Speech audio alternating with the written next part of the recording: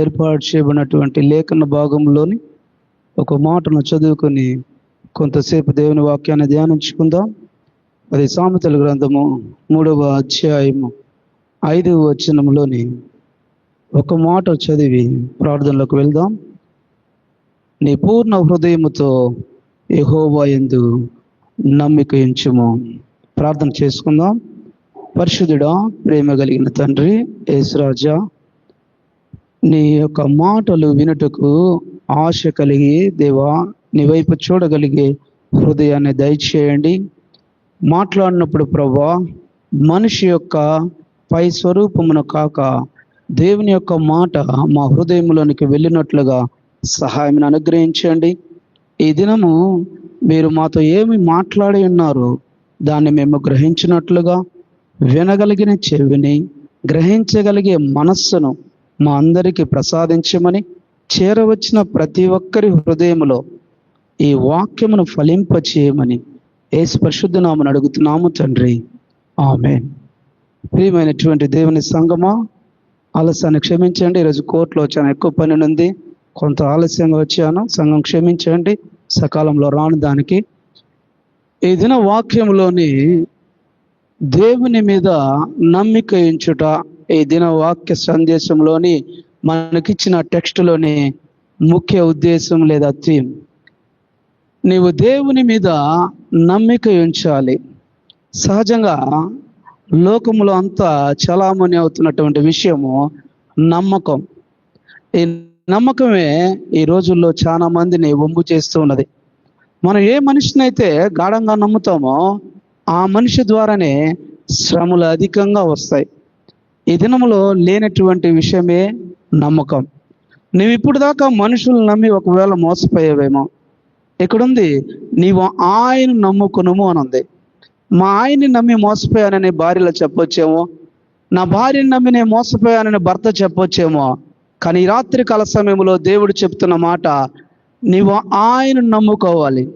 దేవుణ్ణి ఎందుకు నమ్ముకోవాలి? ఒకవేళ నీవు దేవుణ్ణి నమ్ముకోగలిగితే ఏం జరుగుతుంది? ప్రతి ఆదివారం మనం రాగాలే దేవుని యొక్క ఆర్డర్ ఆఫ్ సర్వీస్ జరుగుతున్నప్పుడు అందరము కలిసి అపోస్తుల యొక్క విశ్వాస ప్రమాణాన్ని ఒప్పుకుంటాం. నేను పరలోకమును భూలోకమును సృజించిన సర్వశక్తి గల తండ్రి అయిన దేవుణ్ణి నమ్ముచున్నా. నీవు నమ్ముచున్నావు ఎవరిని? ఈ పరలోకాన్ని భూలోకాన్ని సృజించినటువంటి సర్వశక్తి గల తండ్రి అయిన దేవుణ్ణి నమ్ముచున్నావని. అదే మాటల్లో అనేక మాటలు ఉంటాయి. ఆ కిందకు వచ్చినప్పుడు ఆయన ఖచ్చితంగా ఒకానొక దినము తిరిగి రాబోతున్నాడని, అందుకే పునరుద్ధానమును జీవమును ఉన్నవని నేను నమ్ముచున్నాను. పరిశుద్ధుల క్రైస్తవ సంఘమును, పరిశుద్ధుల ఐక్యమును, పాప పరిహార్థమును, శరీర పునరుద్ధానమును, నిత్య జీవమును అని నమ్ముచున్నాను. ప్రతి కమ్యూనప్పుడు పాస్టర్ గారు ఆ 240 పేజీలో ఉన్నటువంటి ఆ క్రమాన్ని చెప్తూ, యేసు క్రీస్తు ప్రభు పాపులు రక్షించుటకు ఈ లోకములకు వచ్చినని మనమందరము నమ్మి ఆయన యందు విశ్వాసముంచిన వారందరూ పాప పరిహారము పొందుతారని మీరు నమ్ముచున్నారా అని అడగగానే అందరం ఏం చెప్తాం? నమ్ముచున్నాము. నీ హృదయానుసారంగా దేవుణ్ణి నమ్ముచున్నావా? నమ్ముచున్నాం. ఎందుకంటే ఈయనే నీకు నాకు నిరీక్షణ ఆధారంగా ఉన్నారు. ఆది కాండము మొదలుకొని ప్రకటన గ్రంథం వరకు ప్రతి విశ్వాసి, ప్రతి ఒక్క దేవునిలో పోరాటం చేసినటువంటి ప్రవక్తలు కావచ్చు, దేవునితో పాటు నడిచినటువంటి వ్యక్తులు కావచ్చు, నిరీక్షణకి ఆధారము లేనటువంటి ఆ దినాలలో కూడా వారు దేవుణ్ణి బాగుగా నమ్మారు కాబట్టి ముందుకు సాగగలిగారు. అబ్రహాం బతికిన దినాలలో ఈ 66 పుస్తకాలు అనేటువంటి బైబిల్ లేదు. కానీ వారు ఎలా నమ్మగలిగారు దేవుణ్ణి? ఆయన యొక్క మాట అప్పుడప్పుడు వచ్చి వెళుతున్నటువంటి కొంతసేపటికే అబ్రహాము తన యొక్క వాగ్దానము కొంత లేట్ అయినప్పటికీ కూడా దేవుని మాటను ఖచ్చితంగా నమ్మాడు. కానీ నీవు నేనైతే ఇప్పుడు నీ దగ్గర నా దగ్గర దేవుని యొక్క లేఖన భాగాలు మెండుగా ఉన్నాయి. ఇప్పటి వరకు నీవు లోకంలో ఉన్నటువంటి అనేక మంది మాట విని మోసపోయి ఉంటావు, అనేక మందిని నమ్మి మోసపోయి ఉంటావు, లేదా ఒక అధికారం నమ్మి మోసపోయి ఉంటావు, లేదా ఒక రాజకీయవేత్తల మాటను నమ్మి మోసపోయి ఉంటావు. ఈ రాత్రికాల సమయంలో దేవుడు చెబుతున్నటువంటి మాట, నీవు నన్ను నమ్ముకోవాలి. ఎందుకు నమ్ముకోవాలి దేవుణ్ణి అనే ప్రశ్న మనం వేసుకుంటే, నేను 3 అంశాలు చెప్పి నా సందేశాన్ని ముగిచ్చేస్తాను. మొట్టమొదటి అంశము, హెబ్రీయులు రాసినటువంటి పత్రిక 10వ అధ్యాయము 23వ వచనంలో లేఖన భాగాల్లో ఈ విధంగా ఉందో లేదో బైబిల్ ఉన్న వారందరూ చూడండి. ఒకవేళ చదువు రాని వారు ఈ మాటలను గ్రహించడానికి వారు కొంచెం ఆతృతగా ఎదురు చూడండి. వాగ్దానము చేసిన వాడు ఎటువంటి వాడు? నమ్మదగిన వాడు. ఈ దేవుడు ఎలాంటి వాడు? నమ్మదగిన వాడు. వాగ్దానము చేసిన వాడు నమ్మదగిన వాడు. అందుకనే నువ్వు ఏ నిరీక్షణ అయితే మనం ఒప్పుకున్నామో ఆ నిరీక్షణని గట్టిగా పట్టుకోవాలి. ఏంది ఈ వాగ్దానము? దేవుని యొక్క వాగ్దానము తీసుకోవడానికి డిసెంబర్ 31 అలాగే అందరం వచ్చి వాగ్దానం తీసుకుంటూ ఉంటాం. ఇప్పటికి ఇది 3వ నెల. నీ వాగ్దానము నీ జీవితంలో నెరవేరిందా? నీవు దేవుని దగ్గర తీసుకున్నటువంటి వాగ్దానాన్ని పెట్టి, ఏ దినమైనటువంటి దేవా, నీవు నాకు ఈ సంవత్సరం ఈ వాగ్దానం ఇచ్చావు, ఈ వాగ్దాన ఫలాన్ని నేను నమ్ముతున్నాను, ఖచ్చితంగా నా జీవితంలో ఈ వాగ్దానం నెరవేరుతుందని నీవు నమ్మగలిగావా? ఒక దైవ సేవకుడు బైబిల్లో ఉన్నటువంటి వాగ్దానాలన్నీ లెక్కేస్తే సుమారుగా 8,000 వాగ్దానాలు ఉన్నట్టు బైబిల్ యొక్క పండితులు నిర్ధారించారు. నీవు నమ్మాలి, దేవుని మాట ఖచ్చితంగా నెరవేరుతుందని. అందుకనే కీర్తనాకారుడు 37వ అధ్యాయం 5వ వచనంలో చెప్తాడు, నీ మార్గములను యెహోవాకు అప్పగింపుము, ఆయన నీవు నమ్ముకునుము, అప్పుడు నీ కార్యము నెరవేర్చబడును. నీవు ఇప్పుడు దాకా బయట వ్యక్తులందరూ నమ్ముకున్నావేమో, నువ్వు ఇప్పుడు దాకా అనేక మంది వారి యొక్క సహవాసం చేసావేమో, కానీ దేవుడు చెప్తున్న మాట, నేను ఒక వాగ్దానం ఇస్తున్నాను, నీవు ఆ వాగ్దానాన్ని గట్టిగా నమ్మగలగాలి, విశ్వాసముతో నమ్మగలగాలి. అందుకే అపోస్తలుడైన పౌలు కొరింథీ పత్రికలో 2వ కొరింథీయులు రాసిన పత్రిక 1వ అధ్యాయము ఆ యొక్క 9-10 వచనాలు మేబీ దాంట్లో ఉండొచ్చు, చూడండి జాగ్రత్తగా. దేవుడు నమ్మదగిన వాడు కనుక, ఆ 2వ కొరింథీయులు రాసిన పత్రిక 1వ అధ్యాయంలో ఉంటుందమ్మా ఈ వచనము, జాగ్రత్త చూడండి. దేవుడు నమ్మదగిన వాడు కనుక ఆయన ఇచ్చినటువంటి వాక్యాన్ని మేము చెబుతున్నట్టుంటే అది ఉన్నట్టు లేనట్టుగా లేదు. ఆ వచనం కరెక్ట్ కాదేమో. 2వ కొరింథీయులు రాసిన పత్రిక 1వ అధ్యాయంలో ఉన్న మాట అది. ఆ వాక్యము ఉన్నది లేనట్టుగా లేదు. ఇది ఒక కల్పనా కథ అయితే కాదు. దేవుని వాక్యము ఖచ్చితంగా నమ్మదగినది. ఈ వాగ్దానము ఖచ్చితంగా నమ్మదగినది. ఎందుకంటే వాగ్దానం చేసిన వ్యక్తి మనిషి కాదు. అందుకే సంఖ్యాకాండం 23వ అధ్యాయం 19వ వచనంలో ఉంటుంది ఒక మాట, ఎవ్వరు చూడబోలేదు, జాగ్రత్తగా దేవుని వాక్యాన్ని ఆలకించండి. ఒక్కసారి దేవుడు మాట ఇస్తే ఆయన మనిషి కాదు. ఏది? ఒకసారి మాట ఇచ్చిన తర్వాత ఇది తప్పు అయిపోయిందని చెప్పడానికి ఆయన మనిషి కాదు. పశ్చాత్తాపపడుటకు ఆయన నరపుత్రుడు కాదు. ఆయన ఇచ్చి చేయకుండునా, ఆయన మాట ఇచ్చి స్థాపింపకుండునా. అంటే దేవుడు ఏదైనా ఒక వాగ్దానం నీ జీవితంలో నా జీవితంలో ఇచ్చాడు అంటే అది ఖచ్చితంగా నెరవేర్చేటువంటి దేవుడై ఉన్నాడని నీవు మొట్టమొదటగా నమ్మాలి. ఎందుకు దేవుని నీవు నమ్మాలంటే ఆయన ఇచ్చే వాగ్దానము నీకు నాకు ఖచ్చితంగా నీ జీవితంలో నా జీవితంలో అది ఫలింపు కలుగుతుందని. ఏ నిరీక్షణ లేనటువంటి సమయంలో మోషేను పిలవగానే మోషే అంటున్నాడు, ఈయన నిర్దోషి అయిన దేవుడు కనుక నేను ఆయన్ని నమ్ముచున్నానని. ద్వితీయోపదేశ కాండం 34వ అధ్యాయంలో ఉంటుంది ఆ మాట. అందుకే మోషే గురించి దేవుడే ఒక సమాధానం చెప్తున్నాడు. నా ఇల్లంతటిలో నమ్మకమైన వాడు ఎవరంటే మోషే అని దేవుడే ఒక సర్టిఫికేట్ తెలియజేస్తున్నాడు. ఈ రాత్రికాల సమయంలో నీ గురించి నా గురించి దేవుడు చెప్పబడలేదు, కానీ నీవు నేను చెప్పాలి. నీవు విశ్వసించే దేవుడు నమ్మదగిన వాడని, నీవు నమ్మే దేవుడు ఆనాటి కాలంలో అబ్రహాము నడిపించిన దేవుడే ఈరోజు నిన్ను నన్ను కూడా నడిపిస్తున్నాడని నమ్మగలగాలి. దేవుడిచ్చిన వాగ్దానాన్ని నమ్మగలగాలి. ఈ సమయంలో వాస్తవమైనటువంటి టెస్టిమనీలతోనే నా 3 యొక్క సారాంశంలో ప్రతి మాటకి ఒక టెస్టిమనీ చెప్తాను. గుల్షన్ ఫాతిమా అనేటువంటి పాకిస్తాన్ వ్యక్తి ఉన్నారు. మీరు ఏ గూగుల్లో సెర్చ్ చేసినా లేదా ఏ యూట్యూబ్లో చూసినా ఎస్తేర్ ఫాతిమా అని ఆమె పేరు ఉంటుంది. ఈ గుల్షన్ ఫాతిమా తన యొక్క 6వ నెలలోనే తీవ్రమైనటువంటి టైఫాయిడ్ వ్యాధి గురవుతుంది. గురైన వెంటనే తన యొక్క ఎడమ కాలు ఎడమ చేయి అలానే చచ్చుబడిపోతుంది. తన యవ్వనము తనకున్నటువంటి జీవితంలో అనేక దినాల ఆ పడకలోనే అలాగే గడుపుతూ ఉంటుంది. నిజమైనటువంటి దేవుని ఎరక్క మక్కాకు వెళుతుంది. తాను ఏ యొక్క మత గ్రంథంలో అయితే నేర్చుకుందో అనుదినము ఆ యొక్క దేవుని బ్రతిమలాడుతుంది. నన్ను కరుణించు దేవా అని. తన తల్లి మరణించిన తర్వాత తన తండ్రి చెప్పిన మాటలను వింటూ పెరిగింది. నీవు ఖచ్చితంగా దేవుడు సహాయం చేస్తాడని. తండ్రి గాని మరణించాడు. ఉన్న అన్నదమ్ములంతా వివాహాలు అయిపోయినాయి. ఇక నేను బ్రతకడం అసాధ్యం అనుకున్నది. అందుకే అప్పుడే తన ఇంకా చనిపోవాలనే నిర్ణయానికి వచ్చింది. కేవలం తనకున్నటువంటి టీచర్ రజియా తప్ప ఇక ఏ వ్యక్తి తనకు ఆదరణ లేదు. నన్ను దయచేసి చంపేయండి అనేటువంటి స్థితికి వచ్చింది. అప్పుడు దేవుని మాట వినబడింది. ఎస్తేర్, నిన్ను నేను ఏర్పాటు చేసుకున్నాను. నీవు అనేక మందికి నా సాక్ష్యము చెప్పబోతున్నావు.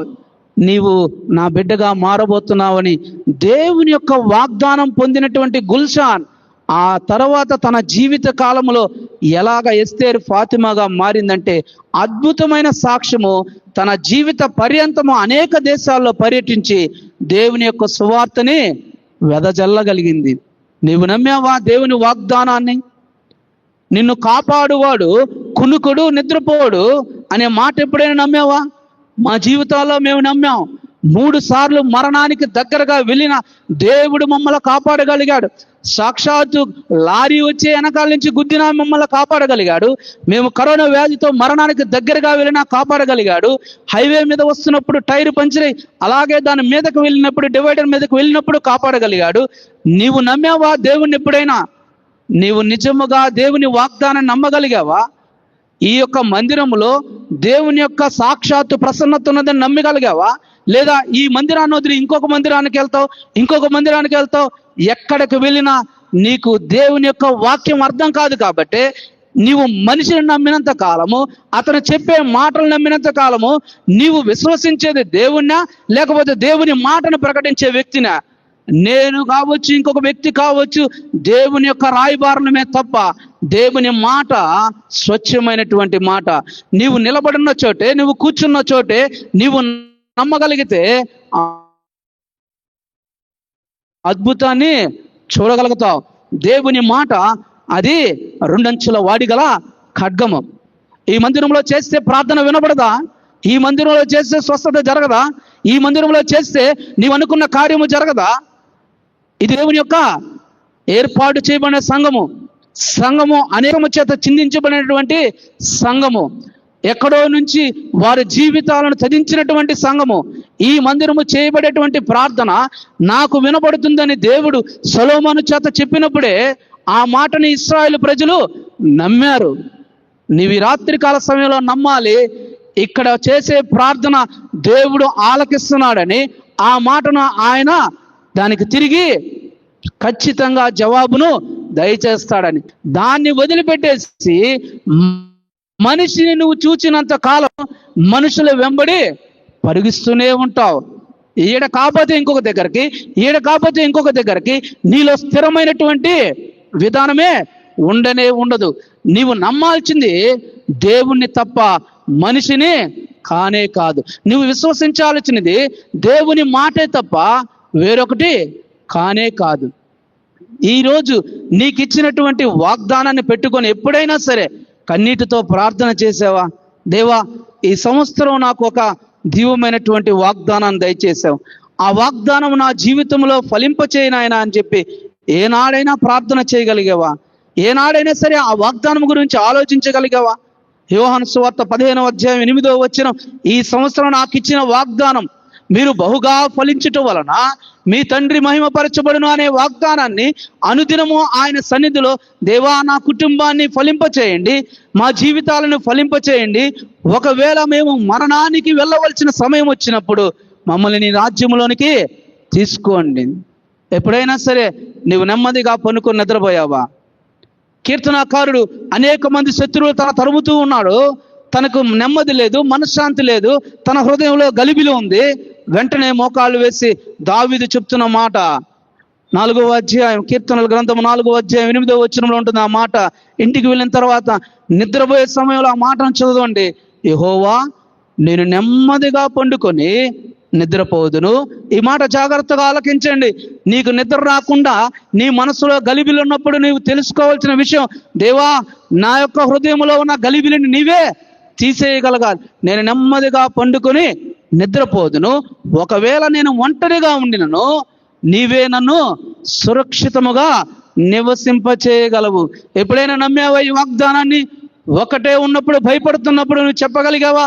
దేవా నీవు నాకు తోడుగా ఉన్నావు, నీవిచ్చిన వాగ్దానం నాకు తోడుగా ఉంది, నీవిచ్చినటువంటి వాక్యం నాకు తోడుగా ఉంది, నేను ఈ మాటని ఈ దినము క్లెయిమ్ చేస్తూ, అయ్యా నీవు నాకు తోడుగా ఉంటే నేను నెమ్మదిగా పండుకొని నిద్రపోగలుగుతానని ఎప్పుడైనా చెప్పుకోగలిగావా? నీ యొక్క గుండెపైన చేసుకొని చెప్పు. నువ్వు ఎప్పుడైనా సరే ప్రశాంతంగా పనుకోగలిగావా? లోకం యొక్క పరిస్థితులు నువ్వు చూస్తున్నంతసేపు, లోకం వైపు నువ్వు చూస్తున్నంతసేపు నీ హృదయంలో అలజడి, గలిబిలి వాతావరణమే. నీవు దేవునికి అప్పచెప్పు, దేవుడే దానికి మార్గమును సరళము చేయగలుగుతాడు. 2వ అంశానికి కిందకు వద్దాం. మార్కు సువార్త 11వ అధ్యాయము 24వ ఈ మాట అలాగే ఉందో లేదో జాగ్రత్తగా లేఖనాలను పరిశీలిద్దాం. మార్కు సువార్త 11వ అధ్యాయము 24వ ఈ మాట చాలా ప్రాముఖ్యమైన మాట. నీవు దేవుణ్ణి ఎందుకు నమ్ముకోవాలో భక్తుడైన మార్కు అపోస్తులైన విశ్వాసులతో కూడా కలిసి, వారు పౌలుతో కూడా పరిచర్య చేస్తున్న దినాలలో మార్కు చెబుతున్న మాట, అందుచేత మీరు ప్రార్థన చేయనప్పుడల్లా, ఈ మాట చాలా ఇంపార్టెంట్, మీరు ప్రార్థన చేయనప్పుడల్లా మీరు అడుగుచున్న వాటి నెలను పొంది ఉన్నామని నమ్ముడి. నువ్వు నమ్మాలి, అప్పుడు నీకు అవన్నీ కలుగుతాయి. అంతేకాని అసలు నువ్వు ప్రార్థనే చేయవు, నీకు 24 గంటల ఇబ్బందులే. ఓ భక్తుడు చెప్తాడు, నాకు ఎక్కువ పని ఉంది కాబట్టి నేను ఎక్కువ ప్రార్థన చేయాలి. నువ్వు ప్రార్థన చేసే అనుభవంలోనికి రావాలి. అలా వచ్చినప్పుడు నీవు వాగ్దానాన్ని పెట్టాలి. దేవా నీవే చెప్పావు కదా నాయన, మీరు ప్రార్థన చేయనప్పుడు మీరు అడుగుచున్న వాటి నెలను ఏం అడగాలి? నీకున్నటువంటి కోరికలన్నీ అడుగుతున్నావా? దేవుడు చెప్తున్న వాక్యంలోనటువంటి అద్భుతమైన మాట, మీరు అడగాలి. దేన్ని? నీకు అత్యాసక్తితోనూ అత్యాశతోనూ అడిగే మాటలను దేవుడు అంగీకరించడు. నీ అవసరత ఏదో, నీ అక్రత ఏదో, నీ కుటుంబంలో ఉన్నటువంటి అవసరత ఏదో దేవుడు ఎరిగి ఉన్నాడు. కనుక నీ బిడ్డల కొరకు ప్రార్థన చేయగలగాలి. అందుకే మత్తయి సువార్త 6వ అధ్యాయం 6వ ఉంటుంది, నువ్వు ప్రార్థన చేసేటప్పుడు బహిరంగంగా అందరికీ షో ఇచ్చి చేయబడలేదు. నువ్వు రహస్యమందున్న నీ తండ్రి నిన్ను చూడాలంటే ఏం చేయాలి? నువ్వు నీ ఇంట్లోకి వెళ్ళి తలుపులు వేసి రహస్యమందు చూచున్న నీ దేవునికి ఏం చేయాలి? మొరపెట్టాలి. నువ్వు ప్రార్థన చేసే అనుభవమే లేనప్పుడు నీవు దేవుని ఎలా నమ్ముతావు? దేవుని మాటలు ఎలా నమ్ముతావు? నాకు అన్నీ తెలుసు, అన్ని విషయాలు నాకు అవగాహన ఉంది అనుకుంటున్నావేమో. నీ స్వబుద్ధిని ఆధారముగా చేసుకొనక అనే మాటతోనే ఈ దిన వాక్యం ప్రారంభమైంది. ఏది ఆధారము చేసుకోవాలి? నీవు యెహోవా యందు నమ్మిక ఉంచాలి, ఆయన వాగ్దానాన్ని ఆధారముగా చేసుకోవాలి. నీవు ప్రార్థన చేసేటప్పుడు ఇదిగో ఆ సుంకర వలె, అయ్యా నేను పాపాత్ముణ్ణి, నేను నీ వైపు కనులెత్తి చూడడానికి కూడా అర్హత లేనటువంటి వ్యక్తిని, నా ప్రార్థనని దేవా అంగీకరించమనాలి. భక్తులు అనేక మంది ఆదికాండం మొదలు ప్రకటన వరకు చేసిన ప్రార్థనలు, అద్భుతమైన ప్రార్థనలు దేవుడు విన్నాడు. విని వారు ఎన్నోసార్లు తొలగిపోయి వారు తప్పిపోయిన ప్రజలైనప్పటికీ కూడా ఇదిగో తిరిగి మిద్యానీయులు ఇబ్బంది పెడుతున్నప్పుడు, దేవా ఒక్కసారి మమ్మల్ని జ్ఞాపకం చేసుకోమంటే ఆయన మనస్సు మారి నిన్ను నన్ను జ్ఞాపకం చేసుకునే వ్యక్తి. నీవు అనుకోవచ్చు, నేను భయంకరమైన పాపిని, ఇంకా నేను పాప స్థితిలోనే ఉన్నాను, నా పాపాలకు విముక్తి లేదు, నేను చేసేటువంటి ఆ పాపం వల్ల నేను రాలేకపోతున్నాను సంఘములోకి, దూరముగానే ఉంటూ ఈ మాటలు వింటున్నావేమో. ఒకవేళ దేవుడు చెప్పే అద్భుతమైన మాట, దేవుడు నీ కొరకు నా కొరకే ఈ లోకానికి వచ్చాడు. ఆయన సిలువలో రక్తం కార్చింది నీ కొరకు నా కొరకే. అందుకే నీవు ప్రార్థన చేసే అనుభవం వచ్చినప్పుడు నీవు అన్యోన సహవాసము కలిగి ఉంటావు. సార్ నేను ప్రార్థన చేయలేనండి, నాకు ప్రార్థన నేర్పుగా రాదండి. ఎవరు చెప్పారు నేర్పుగా చేయమని? ఎవరు చెప్పారు? నీ మనసులో ఉండే మాటలే ప్రార్థన. చూడండి, ఓ ఇద్దరు భార్యాభర్తలు అన్యోన్యంగా ఉన్నారని ఎలా చెప్పగలుగుతాం? వారిద్దరూ సహవాసంగా సంతోషంగా మాట్లాడుకుంటూ తిరుగుతూ హ్యాపీగా ఉంటే వాళ్ళని ఏం చెప్తాం? వీరిద్దరూ అన్యోన్యమైన దంపతులు. చూడండి, ఒక వ్యక్తి తన స్నేహితుడితో సాయంత్రానికి మాట్లాడలేకపోతే ఇబ్బందిగా ఉంటుంది. అలాగే నీవు దేవునితో ప్రార్థన చేయకపోతే ఇబ్బందిగా ఉండదా? నీవు సంవత్సరానికి ఒకసారి నీ స్నేహితుడితో మాట్లాడతావా? సంవత్సరానికి ఒకసారి నీ భార్యతో మాట్లాడతావా? అంతకన్నా అన్యోన సహవాసము నీకు నాకు కావాలి. అందుకే అపోస్తలుడైన పౌలు 1 కొరింథీయులకు రాసిన పత్రిక 1వ అధ్యాయం 9వ వచనంలో ఉంటుంది, ఆ ప్రభువైన యేసుక్రీస్తునందు తన దేవుని యొక్క కుమారుని యందు అన్యోన సహవాసము కలుగుటకై మిమ్మును పిలిచిన వాడు నమ్మదగిన వాడు. ఎటువంటి దేవుడు ఈ దేవుడు? నమ్మదగిన వాడు. నీవు దేవునితో అన్యోన సహవాసం కలిగి ఉండాలే కానీ నీవు ఎప్పుడో సంవత్సరానికి ఒకసారి గుడికి వస్తాను, సంవత్సరానికి ఒకసారి ప్రార్థన చేస్తాను అంటే కుదరదు. ప్రార్థన అనుభవం లేనటువంటి క్రైస్తవ జీవితమే కాదు. ఒకవేళ నువ్వు అనుకోవచ్చు, మనుషులు ఈరోజు నిన్ను పొగడతారు, రేపు భయంకరంగా తిడతారు.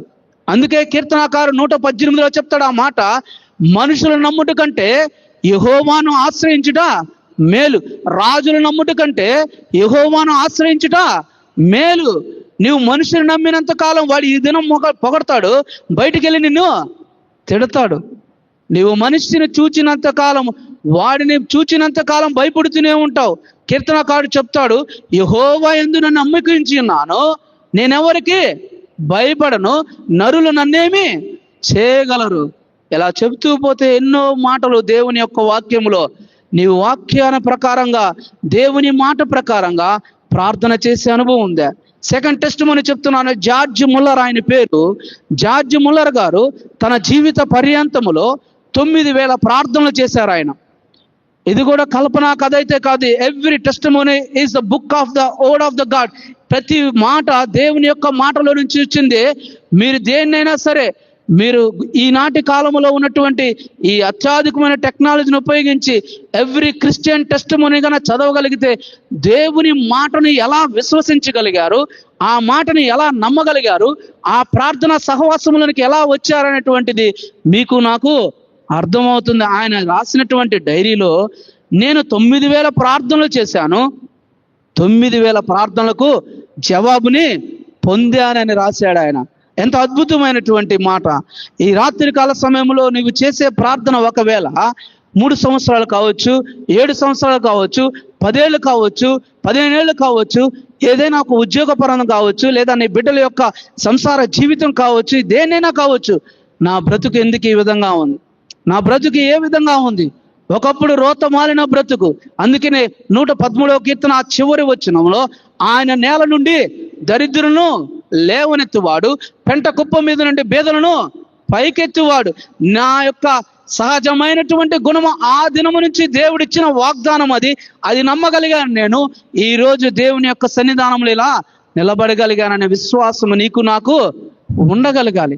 నువ్వు ఎప్పుడైనా ప్రార్థన చేసేటప్పుడు ఒకవేళ సన్నగిల్లిపోతున్నావేమో, దేవా ఇంతకాలం ప్రార్థన చేశాను, నాకు ఏమీ జరగలేదని. ఒక చిన్నటువంటి మాట, బైబిల్లో ఉన్నటువంటి మాట చెప్తాను వినండి. అపోస్తలుల కార్యముల గ్రంథం 14వ అధ్యాయం ఉంటుంది. ఎవరు తీయద్దు, జాగ్రత్తగా వినండి, అందరూ ఆలకించండి. అక్కడ లుస్త్రలో అపోస్తలుడైన పౌలు బహిరంగంగా దేవుని యొక్క సువార్తను వెదజల్లుతూ ఉన్నాడు. పౌలు వాక్యాన్ని వెదజల్లుతూ ఉన్న సమయంలో బలహీనమైనటువంటి పాదాలు కలిగిన ఓ వ్యక్తి అలా కూర్చో ఉన్నాడు.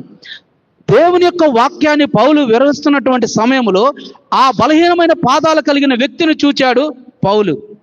అతనిలో స్వస్థపరచగోడేటువంటి హృదయం ఉందని పౌలు గ్రహించాడు.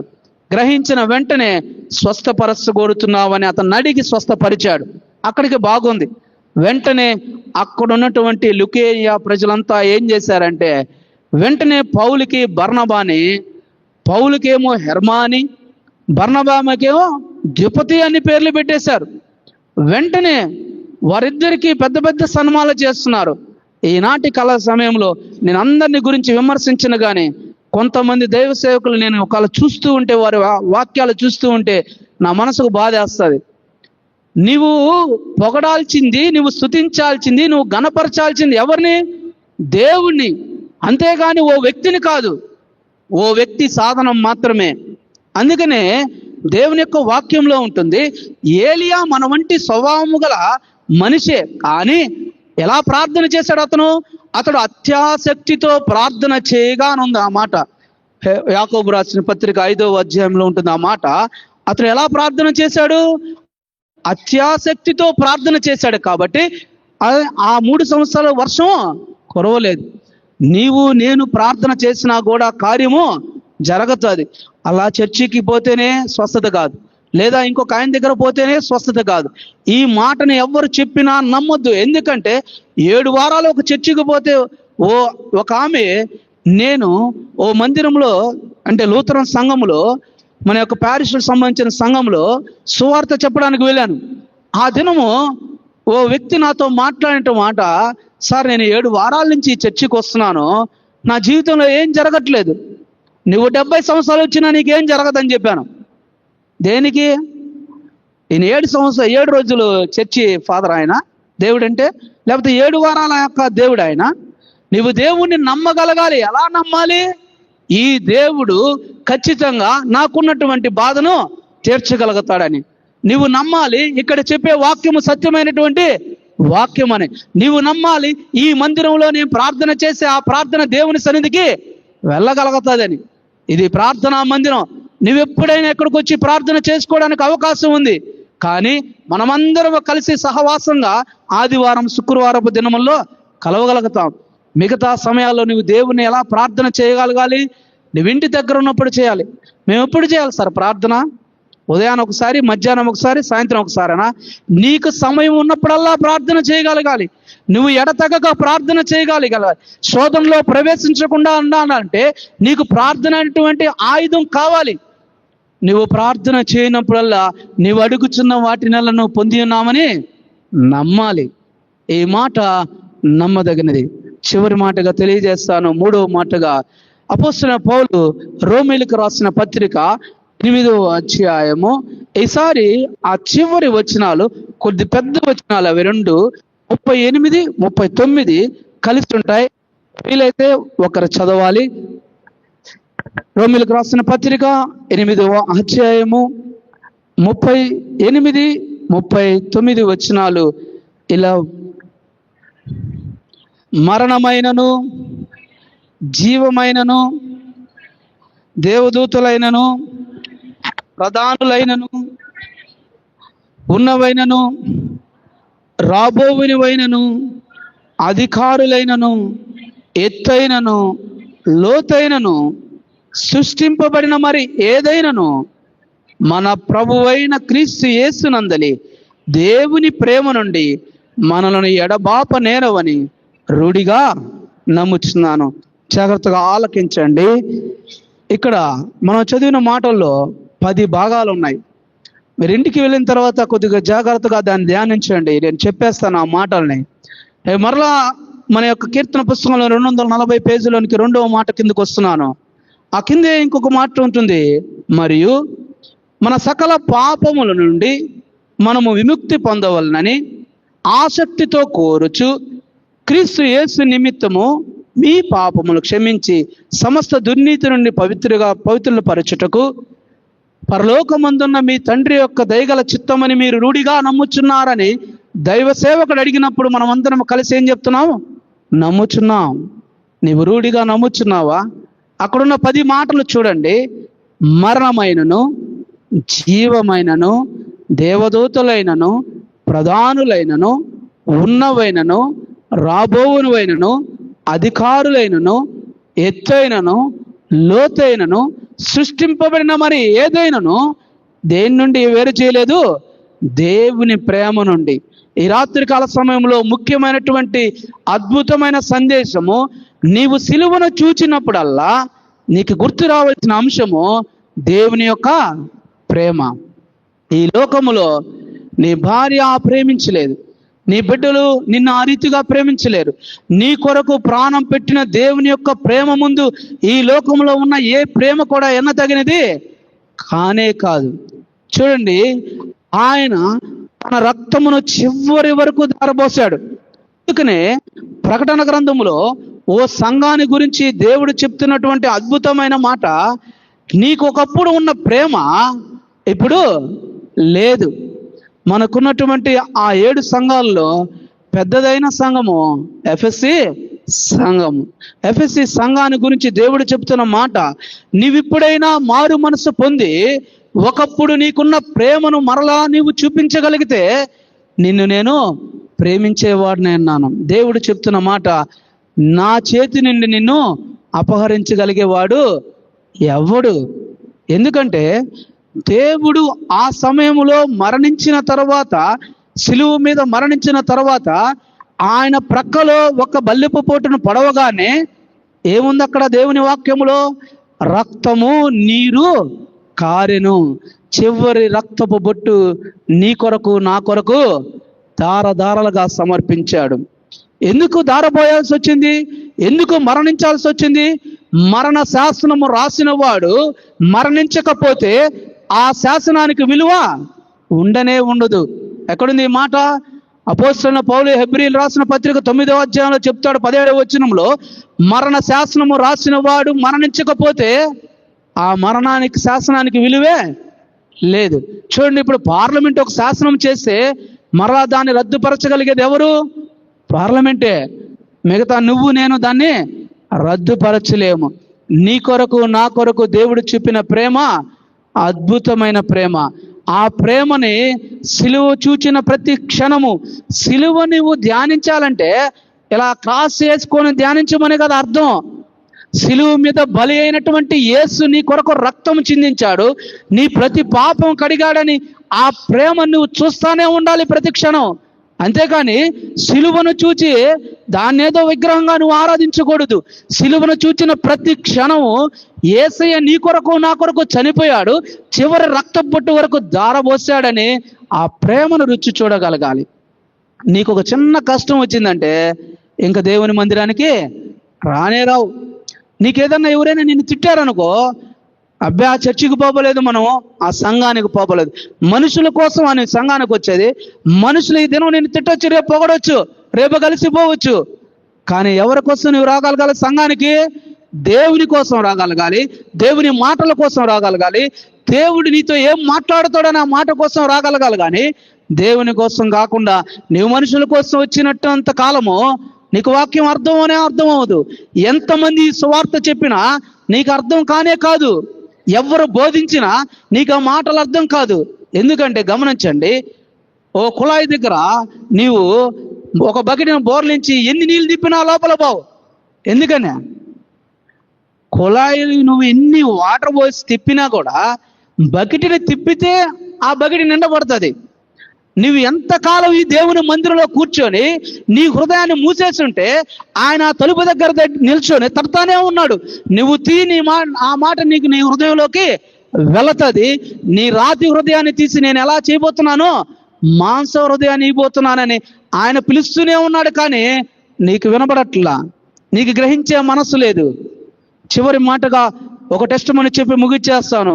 రిచర్డ్ వుడ్బ్రాడ్ అనేటువంటి దైవ సేవకుడు అప్పుడు సోవియట్ రష్యాగా అన్ని ప్రాంతాలు కలిసి ఉన్నటువంటి ఆ తరంలో అక్కడ ఉన్నటువంటి కమ్యూనిజం లీడర్స్ అంతా కలిసి దేవుని సువార్తనుగాన ప్రకటిస్తే నీకే కాదు జైలు శిక్ష, నీ భార్య అయినటువంటి సబీనాను కూడా తీసుకుపోయి ఎక్కడేస్తాం? జైలు వేస్తా ఉన్నారు. పర్వాలేదు, ఇద్దరు కలిసి జైలుకి వెళ్ళారు. వారి శిక్ష ఏంటంటే వారిని కొన్ని రోజులు అలాగే ఉంచేది, వారిని రివాల్వర్తో షూట్ చేసేది, చంపేయరు, కాళ్ళ కాడో చేతులు కాడో కాల్చేది, మరలా వెంటనే వారికి మరలా శస్త్రచికిత్స చేసేది, మరలా తీసుకుపోయి జైల్లో వేసేది. ఇలాగ ఎన్నిసార్లు చేశారంటే 14 సంవత్సరాలు కాల్చడం, ఆపరేషన్ చేయడం, కాల్చడం, ఆపరేషన్ చేయడం. అప్పుడు అడిగారు, ఇప్పటికైనా దేవుని సువార్తను ప్రకటించకుండా ఉండగల వారు ఇచ్చడు ఉడుంబ్రానన్నప్పుడు ఆయన చెప్పిన మాట, నేను ఒకప్పుడు దేవుని వాక్యాన్ని కేవలం బైబిల్ ద్వారా తెలుసుకున్నాను, వినగలిగాను, కానీ ఇప్పుడు నేను ఆయన వాక్యాన్ని అనుభవించగలిగాను. దీని ముందు మీరు పెట్టేటువంటి ఈ శిక్షలు నాకు పెద్ద ఎన్న తగినవి కావని. ఓ దేవుని యొక్క సన్నిధానంలో నీకు ఒక చిన్న సమస్య వస్తే భయపడి పారిపోతున్నావేమో, నువ్వు దేవుని కొరకు నిలబడాల్సిన సమయం వచ్చినప్పుడు నువ్వు వెనకడిగేస్తున్నావేమో. దేవుడు నీకు తోడుగా ఉన్నప్పుడు ఎవరికి నువ్వు భయపడాల్సిన అవసరం లేదు. దేవుని మాట నీ హృదయంలో ఉన్నప్పుడు ఒకవేళ నీవు చేసేది ఆ క్షణములో 10 మందికి తప్పైనా దేవుడు వారి హృదయాన్ని మార్చగలిగే దేవుడని నువ్వు నమ్మగలగాలి. ఆయన మాట మీద నువ్వు నమ్మిక ఉంచాలి. అప్పుడు దేవుడు నీకు సమస్తమైన ఫలాలని దయచేయగలుగుతాడు. ఎందుకు దేవుని నమ్మగలగాలి? దేవుడిచ్చే వాగ్దానము ఆధారముగా చేసుకుంటే ఆ వాగ్దాన ఫలాన్ని అనుభవిస్తానని నమ్మాలి. దేవుని ఎందుకు నమ్మాలి? నువ్వు చేసే ప్రార్థన ఆయన విన్నాడు, అందుచేత ఆ ప్రార్థన ఖచ్చితంగా నీకు జవాబు వస్తుంది. నీవు అడుగుచున్న వాటి నెలను పొంది ఉన్నామని నువ్వు నమ్మగలగాలి. దేవుని ఎందుకు నమ్మాలి? ఆయన ప్రేమించినట్టుగా నిన్ను నన్ను ఈ లోకంలో ఎవ్వరూ ప్రేమించలేరు. ఆ ప్రేమ ముందు ఏ ప్రేమైనా కూడా పనికిరాదు. అందుకు నీవు దేవుని నమ్మగలగాలి. ప్రియమైనటువంటి దేవుని సంగమా, ఈ రాత్రికాల సమయంలో ఈ 12వ రోజు సిలువ ధ్యానాల్లో దేవుని మీద నీవు నమ్మకి ఉంచాలి. ప్రతి దినము దేవుడిచ్చిన ఒక మహాకృప. ఎందుకంటే ఈ 40 దినాలు దేవునికి అన్యోన్య సహవాసము గలవారి. దేవుడిచ్చిన వాగ్దానం ప్రకారం ఆయన తన కుమారుని యందు అన్యోన్య సహవాసముగా ఉండడానికి నిన్ను నన్ను పిలిచాడు. అట్టి కృప దేవుడు ఇవ్వాలని మనము ఒక్క క్షణం ప్రార్థన చేసుకొని ఈ ధ్యానమును ముగించేసుకుందాం. మహాపరిశుద్ధుడా, ప్రేమ కలిగిన దేవుడా, యేసురాజా, అయ్యా, ఒకవేళ నీ మాటలు బట్టి పట్టుంటే, నీ వాక్యాన్ని బట్టి పెడితే కొంతసేపే, కానీ ఈ మాటలు నా హృదయములో నుంచి కాదు ప్రభా, దేవుని యొక్క హృదయానుసారమైన మాటలని మేమందరము గ్రహించగలగాలి. నేను గ్రహించగలగాలి. చెప్పే మాటలు నాయి కాదు, దేవుని యొక్క అద్భుతమైన లేఖన భాగాలను గ్రహించగలగాలి. ఇక్కడ చెప్పే మనిషి కేవలం అల్పుడు, అతను పనికిమాలిన వాడు, కేవలం పాపి అయిన వాడు. ఇటువంటి మనిషిని కూడా నీవు వాడుకోగలుగుతావనేటువంటి విషయాన్ని నేను గ్రహించగలగాలి, మేము గ్రహించగలగాలి. దేవా, ఈ వాక్యాన్ని ప్రతి ఒక్కరు హృదయంలో ఫలింపచేయండి. ఈ సిలువ ధ్యానముల్లో ప్రభా, ఇప్పటి వరకు నాయన 12 దినాలు మమ్మల్ని కాపాడావు, మమ్మల్ని సజీవ లెక్కలో ఉంచావు. దేవా, నీ చిత్తములో, నీ కృపలో ఈ 40 దినాలు కూడా మేము నీ మందిరములో కలిసి నిన్ను ఆరాధించగలిగే కృపను దయచేయమని మరొకసారి ప్రభా, చేరవచ్చిన ప్రతి ఒక్కరిని పేరు పేరు వంతున దీవించమని యేసు పరిశుద్ధ నామమున అడుగుతున్నాము తండ్రి. ఆమేన్.